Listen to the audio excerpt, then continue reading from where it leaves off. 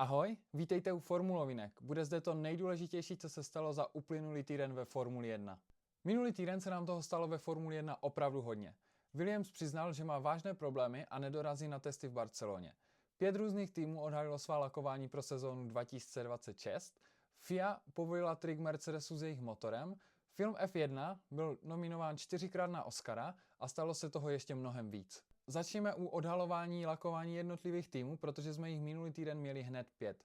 Samozřejmě se nejvíce čekalo na Ferrari a Mercedes, ale představilo se nám taky Audi, Haas a Alpine. Co se týče Ferrari, tak tamto odhalení monopostu proběhlo v pátek ráno a poté tým čekal shakedown na okruhu ve Fioránu. Láska tifozy k Ferrari je neskutečná, protože tihle fanoušci čekali u domácího okruhu do časného rána, aby viděli nový monopost pro novou sezónu. Co se týče daného monopostu, tak mně se docela líbí. Samozřejmě jako pěst na oko tam působí logo HP, které je opět modré, ale celkově ta bílá vypadá na monopostu dost hezky a trošku mi tam chybí to logo Marlbora, co myslíte? Ferrari nám také jako první předvedlo, jak bude vypadat aktivní aerodynamika na předním a zadním křídle a vypadalo to dost zajímavě a jsem zvědavý, jak to jezdci budou využívat v nové sezóně. No a nebylo by to Ferrari, kdyby se to neobešlo bez kontroverzních momentů. Lewis Hamilton musel při své první jízdě jen po pár metrech zastavit a do boxu ho dotlačili jeho mechanici. Co se doopravdy stalo, se můžeš podívat na videu, které mám na Instagramu, takže se skoč určitě kouknout. Dalším týmem, na jehož odhalení se také velmi čekalo, je Mercedes. Ten odhalil svůj monopost ve čtvrtek a musím říct, že ten monopost vypadá fakt dobře. Nejprve jsem si říkal, že Mercedes plně nevyužil spolupráce s firmou Adidas a na monopost dal o jeden pruh navíc. Načež vznikly samozřejmě mýmy, jako čím více pruhů, tím více Adidas. Ale Mercedes všechno uvedl na pravou míru, protože v průběhu týdne přidal post, kde vysvětluje celý svůj design, no a všechno to dává smysl. Ty 4 obdélníky, které tam jsou, tak to jsou ty 4, které jsou před logem AMG a celý příspěvek najdete na Instagramu Mercedesu, takže se určitě koukněte, protože stojí za to. Odhalení Audi proběhlo už v úterý a za mě stojí za to, protože to odhalení bylo velké a co se týče designu, tak ten je čistý a mně se vlastně líbí, tak je to jednoduché. Samozřejmě někdo má na to jiný názor, 100 lidí 100 chutí, ale tohle odkazuje na historii Audi a mně se to v tomhle způsobu líbí a jsem zvědavý, jak bude Audi vypadat na trati, protože tak to vypadá docela hezky. Co se týče Haasu, tak ten mě docela překvapil, že na monopostu použil tolik bíle, protože v rámci nových pravidel a všeho možného okolo roku 2026 by se týmy měly snažit ušetřit každý 1 kilogram a to lakování by jim k tomu mohlo pomoct.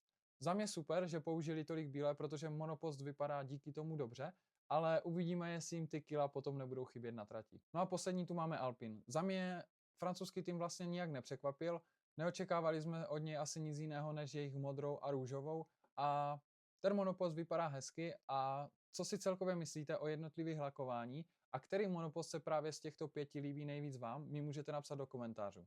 My můžeme jít dál na další téma a tím je Williams, protože ti minulý týden vydali oznámení o tom, že nedorazí na testy v Barceloně a budou tak jediný tým, který zde bude chybět. Fámy se totiž potvrdily a Williams prý už 3krát nezvládl crash test a má obrovskou nadváhu 20 až 30 kg, což může být obrovský rozdíl na trati.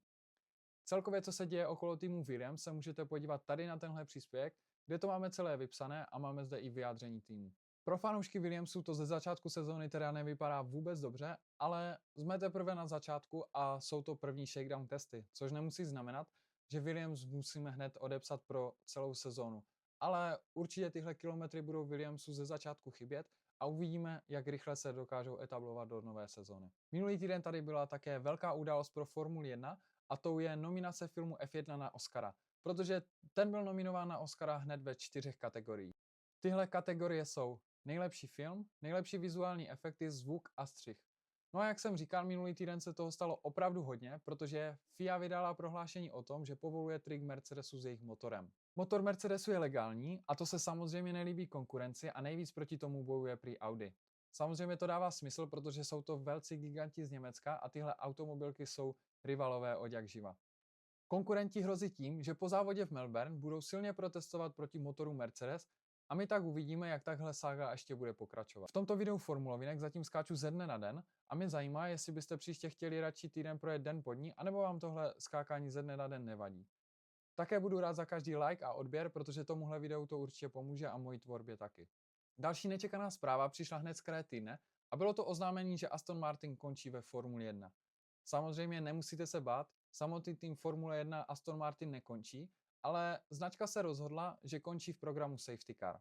To znamená, že na trati letos uvidíme Safety Car pouze se značkou Mercedes, který bude řídit opět a znova legendární Bear Mylander. Aston Martin působil v tomhle programu Safety Car ve Formuli 1 od roku 2021 a končí tedy v roce 2025.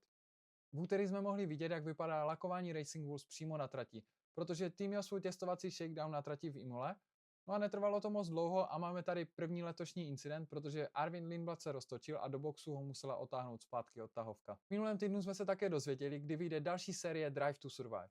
8. série tohoto seriálu z prostředí Formule 1 vyjde 27. února a my se tak můžeme těšit na plno nových záběrů a hlavně příběhů, kterých v minulé sezóně nebylo rozhodně málo, a já jsem zvědavý, jak to režiséři z Netflixu pojmou. Je tu jeden tým, o kterém jsem zatím nemluvil, a z jeho tábora je teď před sezónou hodně velké ticho, možná až podezřelé, a tím je McLaren, který oznámil, že na testy v Barceloně nijak nespěchají a na trať vyjedou až ve středu. Tým zřejmě předpokládá, že vše v Barceloně proběhne hladce a oni si tak v pohodě budou moct otestovat poslední 3 dny.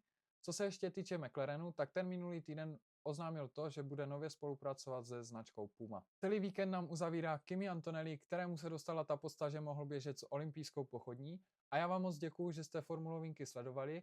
Rozhodně napište komentář, jak se vám líbilo, a budu rád za každý odběr. Díky a vidíme se u dalšího videa. Čau.